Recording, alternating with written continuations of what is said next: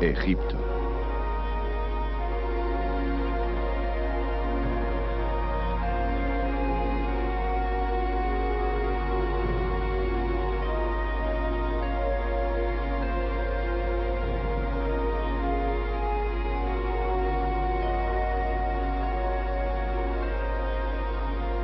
Veo cosas maravillosas.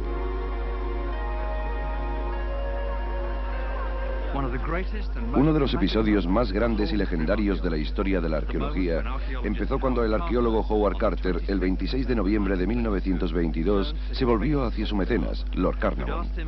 Este le había preguntado qué podía ver a través de un pequeño agujero en la tumba que acababan de descubrir, aquí en el Valle de los Reyes. ¿Ves algo?, preguntó Carnarvon impaciente. Sí, le contestó Carter. Veo cosas maravillosas.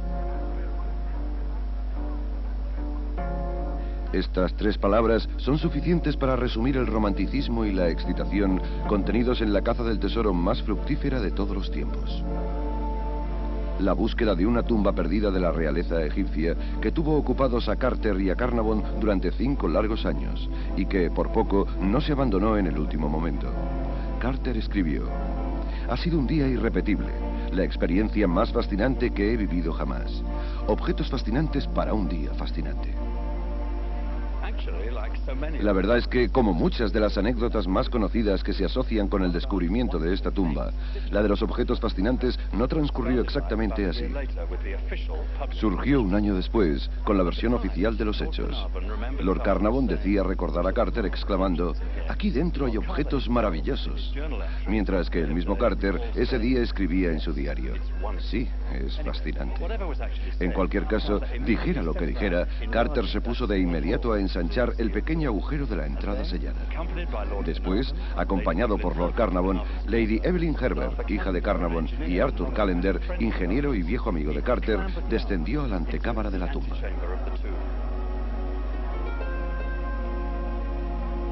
Uno a uno se escurrieron por el agujero de la entrada, y la visión con que se encontraron en el interior les dejó sin aliento.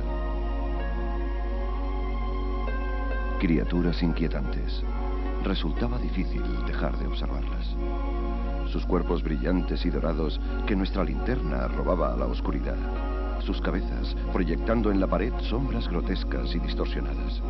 Era algo aterrador. Más hacia la derecha, 2 estatuas con las vestimentas doradas nos llamaron la atención. Eran 2 figuras del rey de tamaño natural y pintadas de negro, una frente a otra y armadas como 2 centinelas.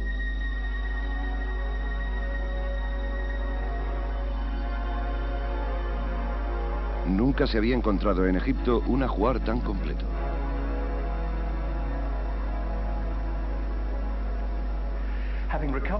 Recuperados de la emoción y tras haber cubierto el agujero de la entrada, el equipo regresó aquí, a Castle Carter, desde donde la vista abarcaba el Valle de los Reyes. Centenares de preguntas inundaban sus mentes. ¿Qué podía esconderse tras esa puerta sellada?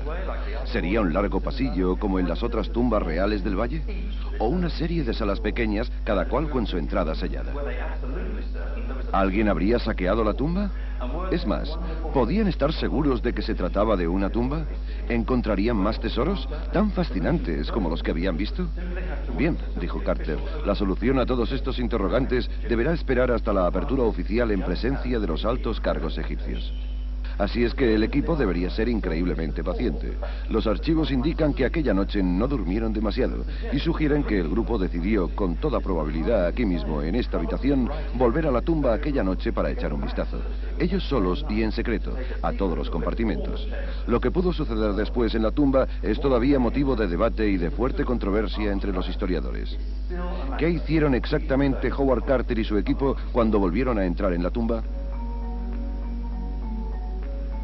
Lo más seguro es que primero inspeccionaran el contenido de la antecámara, que Carter, en su diario, compara con el almacén donde el teatro de una civilización desaparecida guardaba sus decorados. Los restos de 6 carruajes construidos con madera y oro estaban amontonados sin ningún orden. Debajo de unas banquetas doradas hallaron joyeros pintados y decorados con incrustaciones, sillas, tarros de cerámica y un trono de oro. También pudieron confirmar lo que Carter temía. Alguien había irrumpido en la tumba con anterioridad. Una pequeña abertura en lo que luego pasaría a llamarse el anexo podía verse debajo de una de las camas con forma de animal. Entre los dos guardianes de la pared situada al norte había otra puerta sellada que también había sido forzada. No existe ninguna duda de que Carter volvió a abrir el agujero hecho por los ladrones y de que él, Carnavon y Lady Evelyn se adentraron todavía más en la tumba para ver la cámara del sarcófago, ocupada casi por completo por un enorme sepulcro de oro. Detrás del sepulcro encontraron una cuarta habitación, esta sin la entrada sellada, a la que llamaron cámara almacén o habitación del tesoro. Tal como dijo Carter, tengo a Tutankamón, de eso estoy seguro.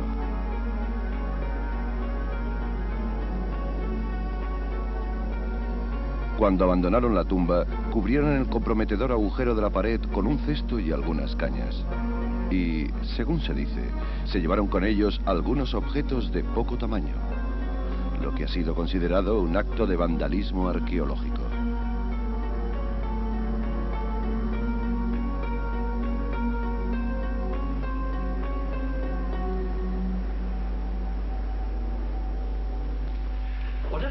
A pesar de esta acusación y de los apuntos de Carter acerca de aquella noche y de la mañana siguiente, extrañamente confusos en lo que se refiere al orden de los hechos, debe decirse que la decisión de regresar a escondidas a la tumba e incluso de apoderarse de uno o dos objetos no tenía por qué responder a unos fines malintencionados.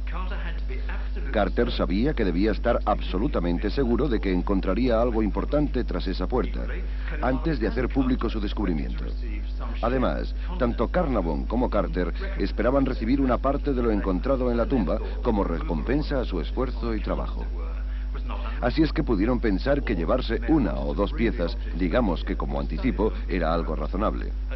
O quizá deseaban traer los objetos hasta aquí para tener tiempo de estudiarlos con calma, lo que podría explicar por qué una caja de perfume fue vista sobre la mesa de Carter tiempo antes de que la sala de donde provenía fuera abierta oficialmente. Y, sobre todo, no podemos olvidar que la ética de la arqueología y, en general, la manera en que se llevaban a cabo las excavaciones arqueológicas eran muy distintas 70 años atrás. De todos modos, Carter ya tenía suficientes cosas en la cabeza como para preocuparse de cuestiones éticas. Tan solo 3 días después, la apertura oficial de la tumba de Tutankamón tuvo lugar. El artículo que The Times publicó al día siguiente fue el primero en dar a conocer aquel descubrimiento tan impresionante. Fue el origen de una riada de periodistas, turistas y otros arqueólogos que, la mayoría de ellos, trabajaban para el Museo Metropolitano de Nueva York. También les llegó una lluvia de cartas y telegramas.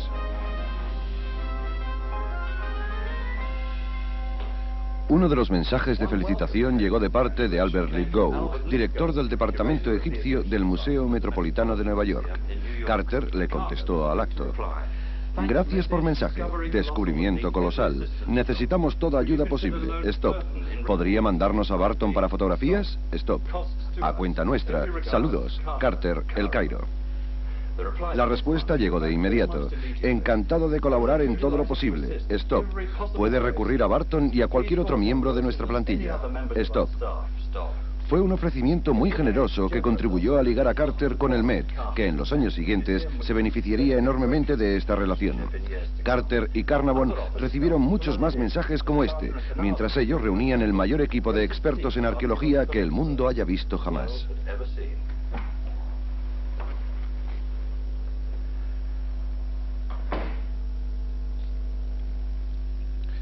Incluía a Harry Barton del Met, encargado de fotografiar cada etapa del proceso de vaciado de la tumba. El museo también cedió a Arthur Mace, conservador auxiliar y experto en inventarios, y a 2 delineantes. También contaron con un químico y un conservador, un historiador y un filólogo, todos ellos provenientes de entidades distintas. Por aquel entonces, el equipo no tenía ni idea de la inmensa labor a la que se enfrentaban. Lord Carnavon hablaba de las muchas semanas de trabajo que esperaban a Carter. Al final, el trabajo de registro, de dibujo, de fotografía y de conservación de los miles de objetos que se encontraron en la tumba tardó un total de 10 años en realizarse. Pronto se fijó una rutina. En la antecámara, cada pieza o grupo de piezas recibía un número de referencia. En el caso del trono de oro, fue el número 91. 1961. Y el trono fue fotografiado in situ con y sin el número de referencia a la vista. Luego se marcaba la localización de cada objeto en un plano, y Howard Carter o Arthur Mace lo describían brevemente en una tarjeta con el número de referencia respectivo. Algunas veces añadían un dibujo en lápiz o tinta para facilitar la identificación visual. Este dibujo, obra de Howard Carter, es claro y preciso, y aunque se hizo deprisa, no deja de ser útil. El siguiente paso era llevar cada objeto al laboratorio para su limpieza y conservación, y antes de transportar las piezas a El Cairo, se las volvía a fotografiar con un fondo neutro. No es de extrañar que a veces Carter pensara e incluso escribiera: había más por hacer de lo que ninguna empresa humana podía abarcar. La gran magnitud del proyecto no tenía precedente y la responsabilidad que ello suponía era enorme.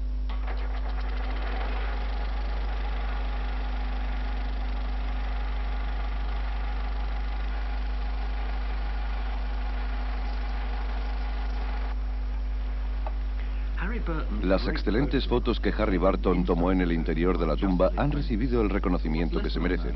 En cambio, todo el metraje que filmó en el exterior no ha sido apenas divulgado, y desde 1923 se ha proyectado en muy pocas ocasiones. Esta vieja y singular película nos muestra una tumba parecida al escenario de un teatro ante un público que espera a que empiece la función.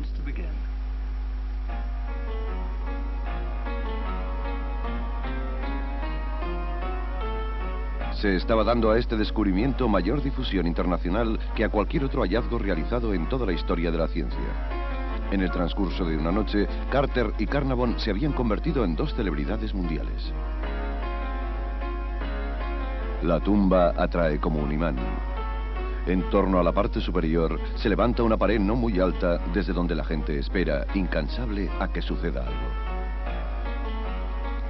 A veces tenemos miedo de que todo el mundo venga hasta aquí y de que una multitud de visitantes se precipite hasta la misma entrada de la tumba.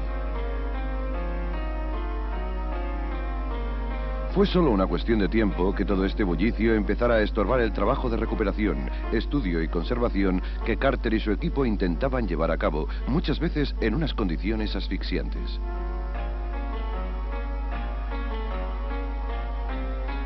Tardaron 7 semanas en vaciar la antecámara, y el 17 de febrero de 1923 todo estaba listo para la apertura oficial de la siguiente sala y para la solución del misterio acerca de qué se escondía tras la puerta sellada.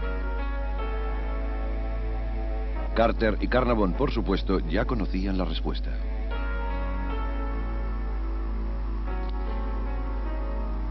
Carter se colocó encima de la plataforma de madera y pegó el primer golpe a la puerta con su cisel. Le llevó cerca de 2 horas hacer un agujero lo suficientemente grande para que las personalidades allí reunidas pudieran entrar. Detrás de la puerta sellada se encontraba la inmensa caja de oro, construida para cubrir y proteger el sarcófago real, y lo primero que vieron de ella, tal como Carter ya había visto más de 3 meses atrás, fue un par de ojos amenazantes que les miraban fijamente. Trabajo agotador y decepción, por no mencionar las incesantes visitas de grupos de dignatarios a los que debía atender. La presión había sido muy fuerte y se decidió que el equipo necesitaba cerrar la tumba y tomarse unos días de descanso. Carter se recluyó en su casa situada en la entrada del valle. Hizo todo lo que pudo para evitar que le visitaran y pensó en el futuro. Su relación con Lord Carnavon había llegado a un punto crítico. Una carta en son de paz, escrita por Carnavon durante esos días, demuestra cómo, a pesar de todas las dificultades y tensiones, aquella relación de trabajo se había convertido en una estrecha amistad. I have no doubt that I have done many foolish things, and I'm very sorry. But there is only one thing I want to say to you. Whatever your feelings are, or will be for me in the future, my affection for you will never change. I'm a man of few friends, and whatever happens, nothing will alter my feelings for you. I could not rest until I had written to you. No se conoce ninguna respuesta por parte de Carter, y Carnavon estaba demasiado ocupado negociando en El Cairo y en otros lugares como para discutir un asunto tan personal sin la intimidad que se merecía.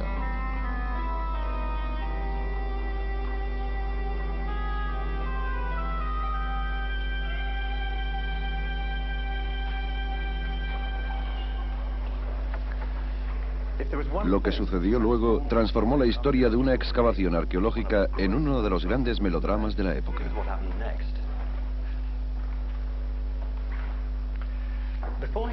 Antes de partir hacia El Cairo, un insecto, probablemente un mosquito, picó a Lord Carnarvon en la mejilla izquierda. A la mañana siguiente, mientras se afeitaba aquí, en una suite del Hotel Winter Palace de Luxor, se cortó sin querer el pequeño grano que le había salido. Al llegar a El Cairo, le dolía toda la cara. Las glándulas del cuello se le habían inflamado y empezaba a tener mucha fiebre.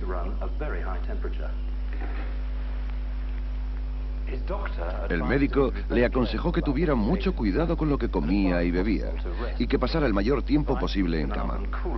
Unos consejos que Carnarvon ignoró por completo. Continuó bebiendo botellas de buen clarete, transportadas en barco desde las bodegas de Heathcliff e incluso se fue al cine, donde vio la película hasta el final, aunque por entonces era evidente que estaba muy enfermo. Lady Evelyn Herbert escribió a Carter expresándole su preocupación. El pobre, escribía, se siente demasiado débil para hablar y no se mueve de la cama. A esta carta siguió un telegrama urgente en el que explicaba que la situación se había vuelto grave. Carter viajó al Cairo para estar al lado de su amigo, mientras avisaba a Lady Carnarvon. Cuentan que alguien oyó al enfermo murmurar: «He oído la llamada, me estoy preparando». La sangre de todo su cuerpo estaba intoxicada. El viejo conde había sucumbido a una pulmonía. Falleció en la madrugada del 5 de abril de 1923. Para los periodistas, la muerte de Carnarvon inyectaba a la historia de Tutankamón una nueva dosis de vida. Fantasías sobre la maldición de la momia, sobre la venganza de Tut, aparecieron en portada. El cuerpo embalsamado de Lord Carnarvon fue devuelto a las tierras del castillo de Highclere y enterrado aquí, en Beacon Hill, un cementerio de los antiguos bretones. Fue, sin duda, una muerte muy inoportuna.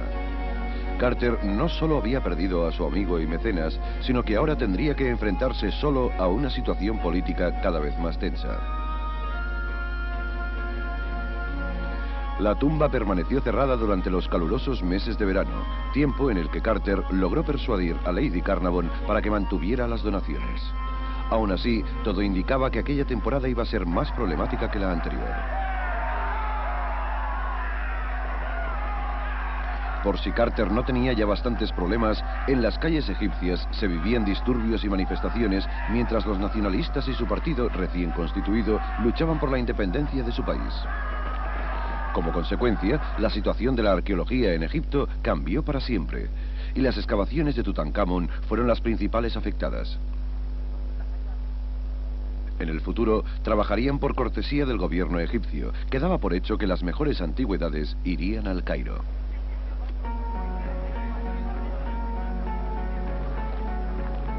En octubre de 1923, la primera temporada de excavaciones en Carnarvon estaba a punto de empezar.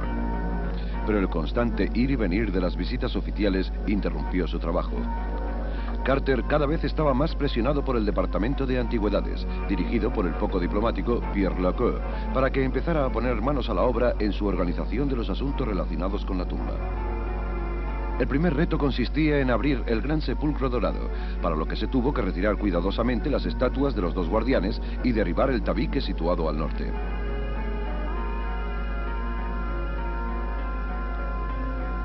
Una vez dentro, Carter corrió los cerrojos de ébano y se encontró con otro sepulcro.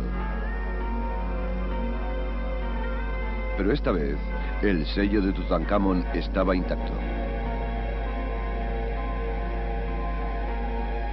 Por fin, protegido por nada menos que 4 sepulcros inmensos, apareció el sarcófago amarillo, esculpido en un bloque de la cuarcita más resistente.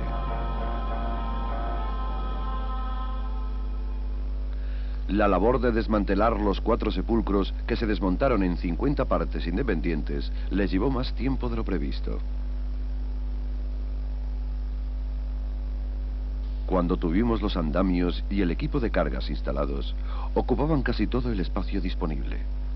Nos pegábamos golpes en la cabeza, nos pellizcábamos los dedos, teníamos que escurrirnos como las comadrejas y que trabajar en multitud de posiciones embarazosas. En febrero de 1924, todo el mundo estaba esperando a que levantaran la parte superior de granito que cerraba el sarcófago. Las autoridades egipcias y los miembros de la excavación contemplaban en silencio cómo el equipo instalado cargaba el peso. La enorme losa, que pesaba más de 1,25 toneladas, ya había sido apartada de su lecho.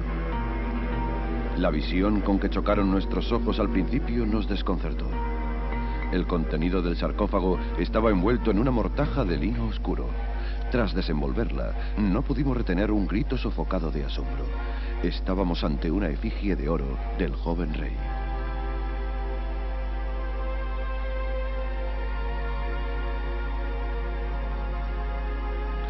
La intención de Carter, tras la apertura oficial, era permitir a las mujeres de sus colegas que entraran en la tumba para que pudieran contemplar al rey en privado. Pero el recién nombrado ministro de Obras Públicas de Egipto, un nacionalista muy conocido a quien años atrás los británicos habían encarcelado por traición, no sentía ningún agrado hacia Carter, como persona, como inglés y como un símbolo viviente del imperialismo. Así es que, en respuesta a su petición, se negó a permitir que las mujeres entraran en la tumba.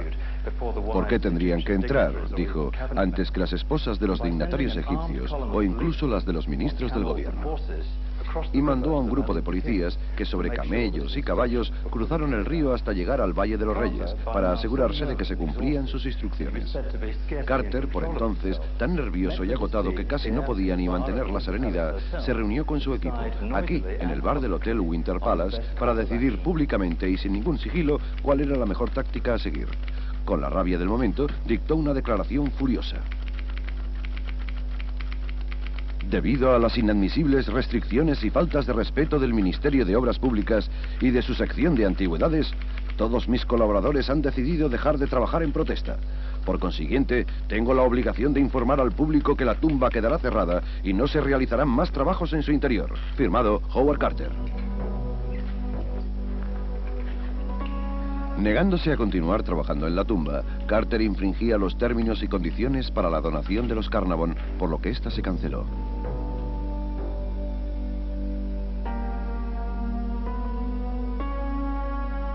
La primera huelga en la historia de la arqueología volvió a poner a Tutankamón en los titulares de la prensa internacional.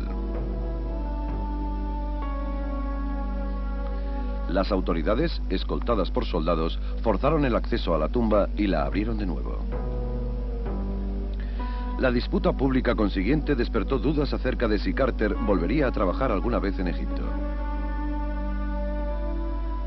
Cuando las autoridades inspeccionaron todo lo que Carter y su equipo habían dejado, dieron con otra aparente irregularidad.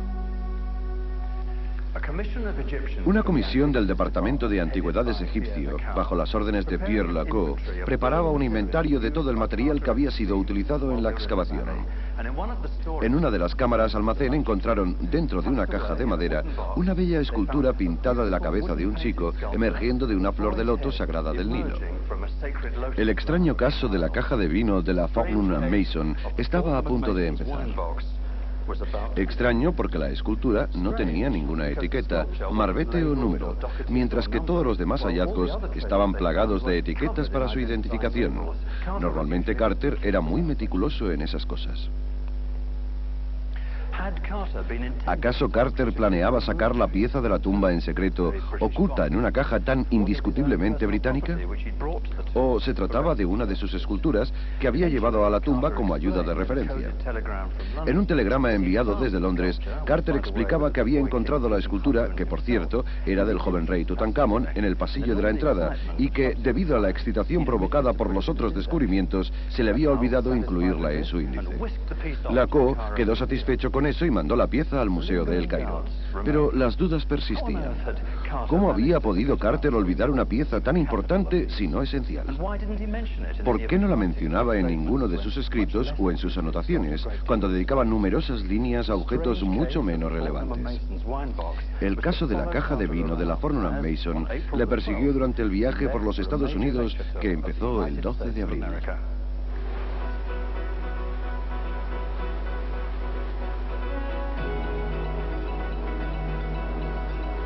En Nueva York, el primer alto en el camino de un programa extenuante y muy apretado que incluía 18 ciudades de los Estados Unidos y Canadá, se la recibió clamorosamente.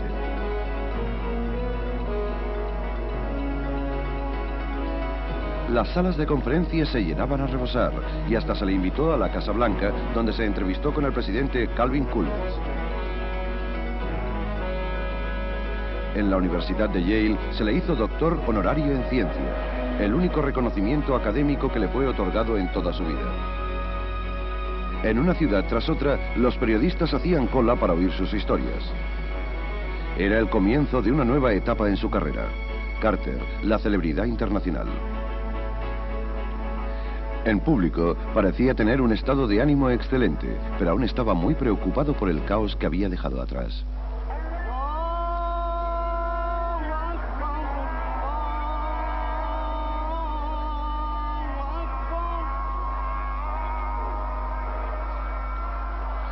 En Egipto, la lucha por la autodeterminación nacional había acarreado una mayor intranquilidad y un creciente sentimiento antibritánico.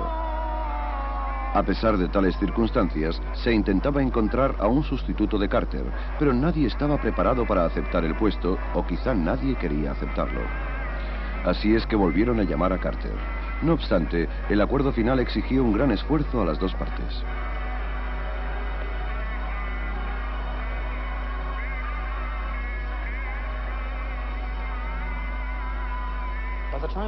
Cuando Carter regresó a El Cairo en diciembre de 1924, la situación se había calmado un poco, pero todavía quedaban fuertes divergencias acerca de las condiciones bajo las que se le permitiría continuar su labor. ¿Se repartirían entre el museo y el patrimonio de los Carnarvon los objetos de la tumba? ¿O, en lugar de eso, recibiría el patrimonio una recompensa económica por su financiación? ¿O sería el gobierno egipcio quien se quedaría con todo? Esto, lo último, era lo más probable. Al final, con la elección de un nuevo primer ministro, Zewar Pasha, según el punto de vista británico, más cooperador y que en el pasado había mantenido buenas relaciones con Carter, la nueva concesión estaba garantizada. Pero, tal como Carter decía, la tumba se había convertido en centro de intrigas políticas y en un reclamo turístico internacional que explotaban los hoteles y las empresas dedicadas al turismo en Egipto. Y eso fue, seguramente, lo que terminó de empeorar las cosas. El 25 de enero de 1925, con gran pompa, volvieron a dejar la tumba en manos de Carter. Finalmente, parecía que había conseguido inaugurar una temporada de trabajo que contaba con todos los requisitos. Mientras, se continuaba el vaciado. Los miembros del equipo podían oír cómo crujían los objetos, que estaban adaptándose a unas nuevas condiciones ambientales.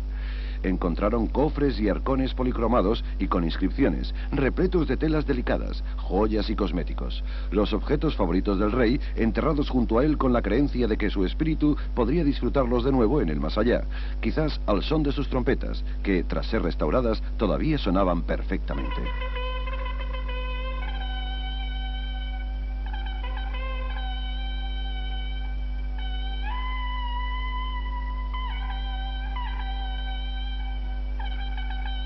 Había cientos de pequeños complementos, como sandalias hechas de juncos, que casi se desintegraban al tacto, o guantes de lino todavía más frágiles.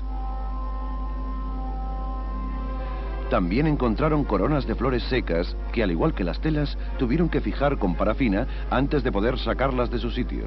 Todo un reto para las primeras técnicas de conservación. Debemos agradecer al químico Alfred Lucas que de todas las piezas halladas no llegara a perderse ni el 1%.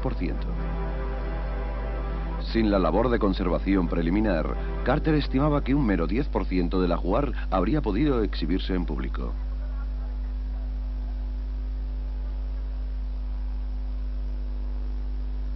Pero a pesar del incesante y minucioso trabajo, el equipo no dejaba de admirarse ante la belleza de sus descubrimientos.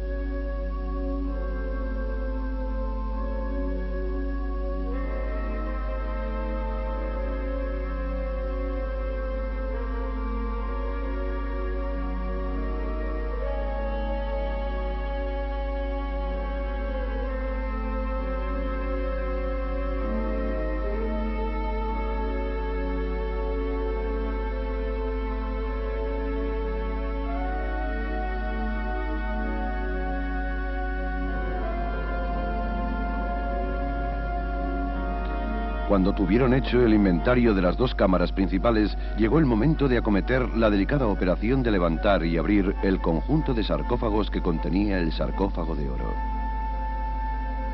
El 13 de octubre de 1925 abrieron el segundo sarcófago para descubrir un tercero, cubierto por una sábana rojiza y guirnaldas de flores.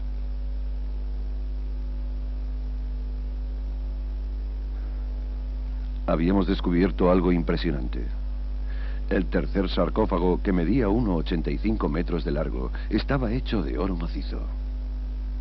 Se necesitarían 8 hombres de constitución fuerte para levantar su peso, una enorme masa de oro puro.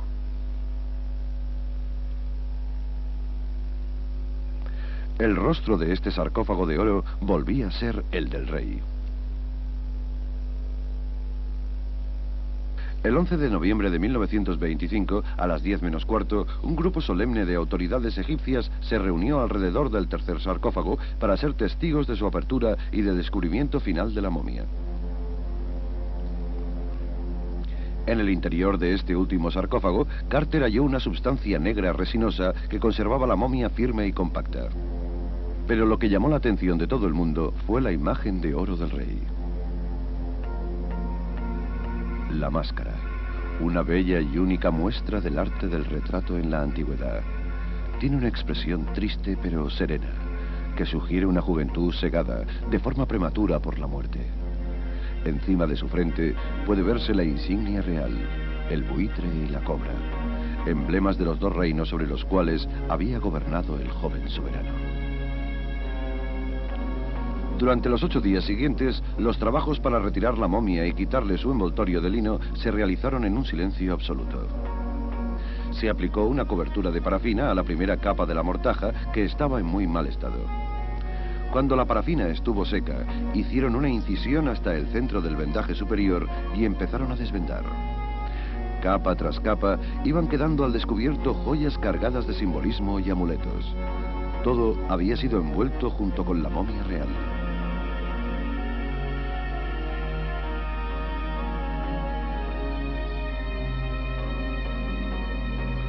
A medida que transcurría este proceso, Carter iba haciendo dibujos de la posición exacta de cada pieza de joyería, ya fuera en la cabeza del faraón, en su cuello, cuerpo o brazos.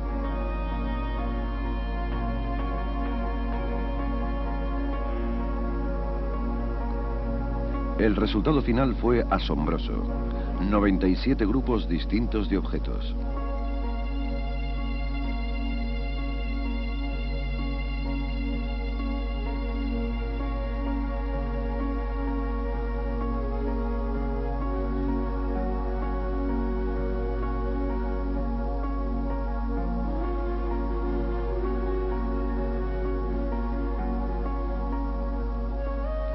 Pero para sacar a la luz la belleza de todos estos tesoros, Carter y su equipo tuvieron que quemar, cortar y rebajar la sustancia parecida al alquitrán que lo cohesionaba todo.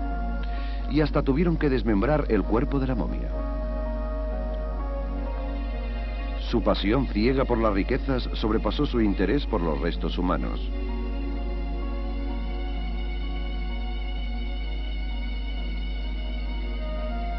Arrancar la máscara que ocultaba un rostro ya deformado ahora nos parece el sacrilegio final.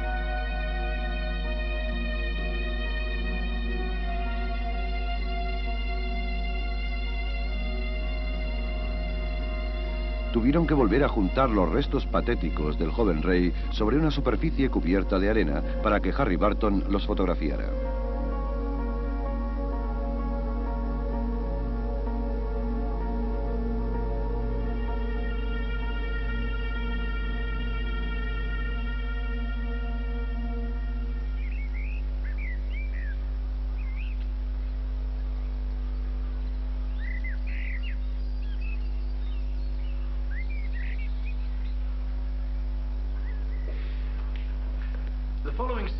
El verano siguiente, el verano de 1926, Howard Carter regresó a Inglaterra para recuperarse de toda la tensión acumulada a causa de su gran proyecto.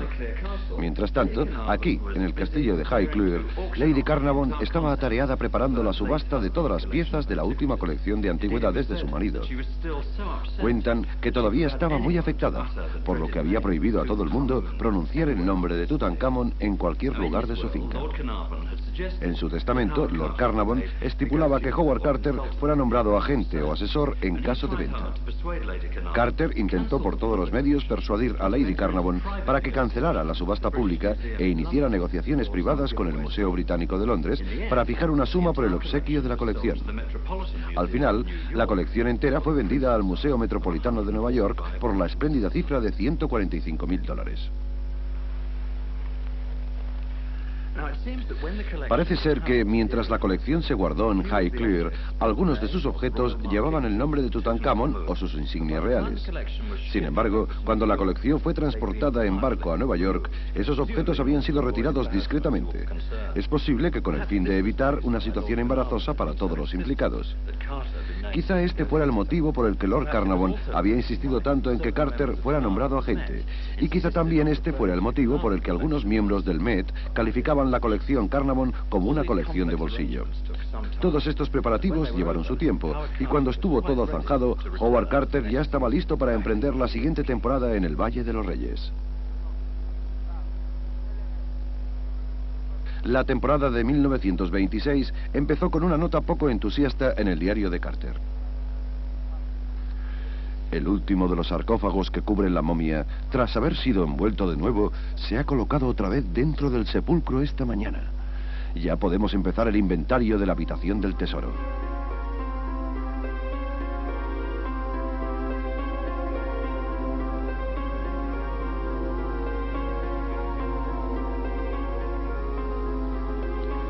Esta pequeña habitación, situada al este de la cámara del sarcófago, guardaría algunos de los objetos más fascinantes.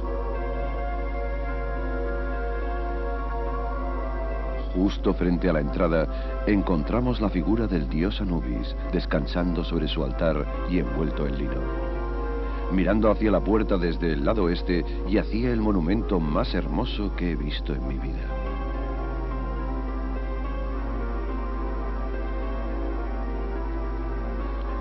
Su parte central consistía en un arcón en forma de sepulcro, completamente recubierto en oro. Este estaba rodeado por las estatuas de las 4 diosas protectoras de los muertos, unas figuras llenas de gracia, con los brazos extendidos en señal de protección, tan naturales y expresivas, tan conmovedoras y piadosas, que parecía un sacrilegio mirarlas.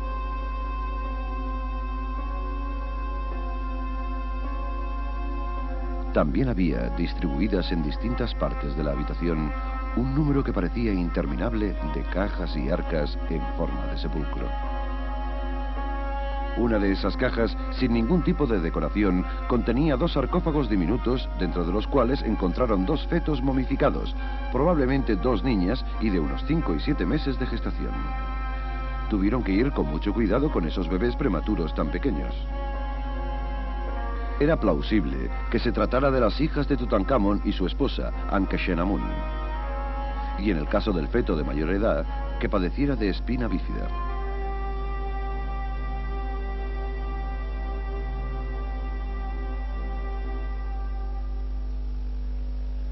Dedicaron casi toda la temporada siguiente, del 1927 al 1928, a vaciar el anexo, otra cámara almacén, esta vez situada detrás de la antecámara.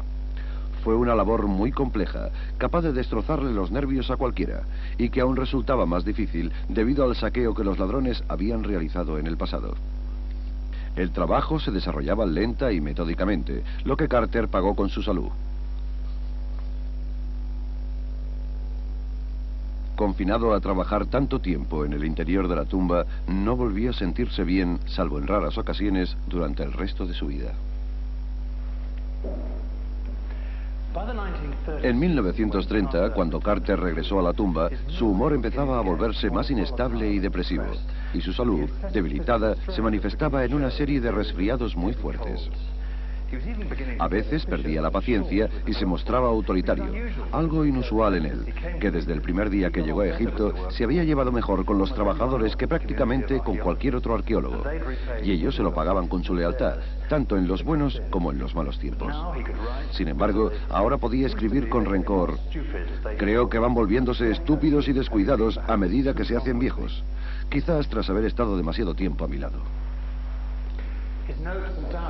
Sus apuntes y escritos de esa época están también llenos de quejas referidas a las autoridades egipcias que siempre le estaban encima, al hecho de que la tumba permaneciera abierta a los turistas 3 días a la semana, y a la pesada carga en que se había convertido su trabajo.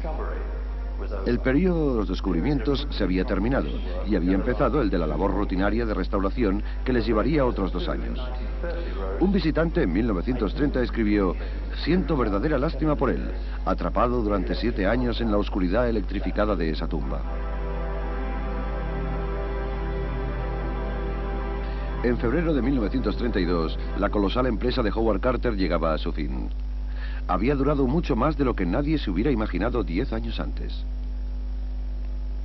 Sin el apoyo y la experiencia del Museo Metropolitano y los conocimientos científicos de Alfred Lucas, nunca se habría llevado a cabo. Por aquel entonces, Carter era el arqueólogo más famoso del mundo, gracias a los periódicos y a su historia, en 3 tomos, sobre el descubrimiento de la tumba. Pero nunca escribió, ni siquiera empezó, el informe detallado y técnico que todo el mundo esperaba. Podría decirse que, realizado el trabajo físico, dejó de poner el corazón en su proyecto.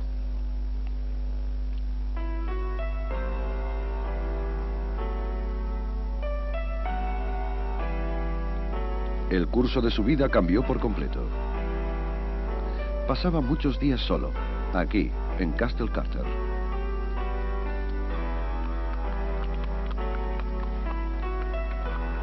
A veces cruzaba el Nilo e iba al Hotel Winter Palace, donde se sentaba solo y pensativo en la recepción. Acosaba a todo el que pasara por ahí como el viejo lobo de mar con historias de su pasado glorioso. Estaba muy enfermo. Le habían diagnosticado la enfermedad de Hodgkin, un tipo de cáncer. La pintura y la naturaleza tampoco servían ya para animarle o consolarle. Y Egipto hacía mucho tiempo que había perdido su romanticismo.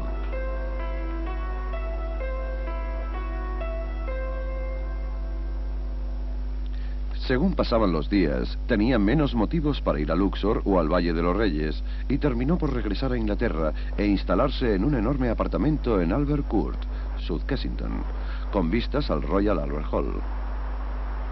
Desde este edificio victoriano se dedicó a comerciar con alfombras orientales y antigüedades egipcias, con bastante éxito, si tenemos en cuenta los problemas que tuvo con la hacienda pública. Aunque corrían rumores de que mantenía estrechas relaciones con una mujer francesa que vivía en King's Cross, o era Norfolk, con un joven de Londres, o era quizá del Valle de los Reyes. En realidad, Carter vivió solo y no existe ninguna prueba concluyente de que tuviera alguna relación íntima con alguien, fuera hombre o mujer. Al parecer, era del tipo de personas a las que se les da mucho mejor hacer amigos que conservarlos. Hasta mantenía las distancias con su familia, excepto con su hermano, William, y su hermana, Amy. Phillips, hijo único de Amy, se volvió su preferido en los últimos años.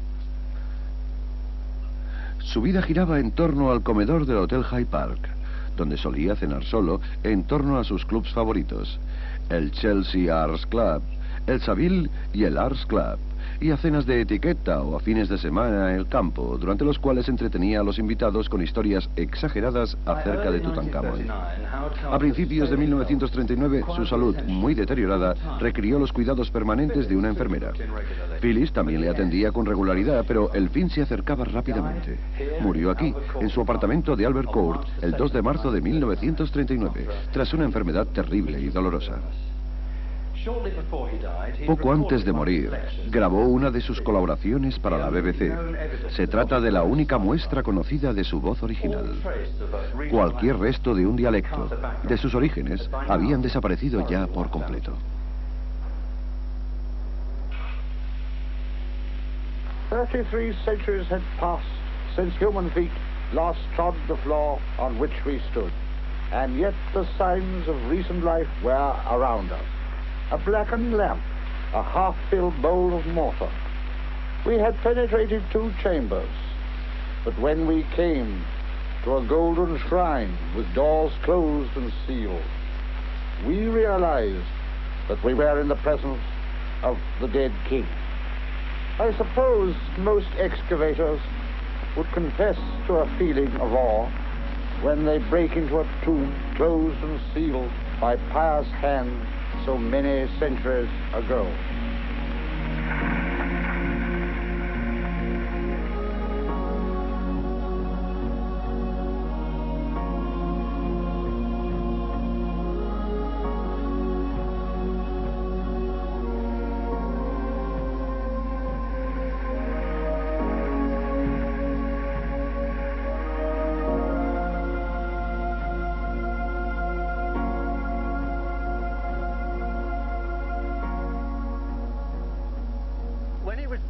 Cuando fue enterrado aquí, en el cementerio de Putney Vale, al sur de Londres, con una ceremonia que no podía estar más lejos de la pomposidad y el esplendor de los funerales del antiguo Egipto, acerca de los cuales Carter había descubierto tanto. Ni un solo egiptólogo de su época, ni ningún representante de algún museo o del gobierno vino a decirle el último adiós. Tras su muerte, las esquelas no dejaban de referirse a la venganza del rey Tut e insistían en citar una inscripción de la tumba real que nunca existió. Las alas veloces de la muerte se posarán sobre todo aquel que profane la tumba de un faraón. Si Howard Carter hubiera podido contestar a eso, sin duda hubiera repetido bien alto una frase que algunas veces utilizaba cuando la gente entendía las cosas completamente al revés. La respuesta a eso es esférica y en plural. Quizá no fuera un erudito o un miembro de la clase social más indicada, pero para la opinión pública, Howard Carter siempre ha sido el arqueólogo más famoso. El hombre que buscó y descubrió esa tumba con su gran tesoro enterrado, un descubrimiento que encendió, y todavía enciende, la imaginación de quienes escrutan el rostro de Tutankamón.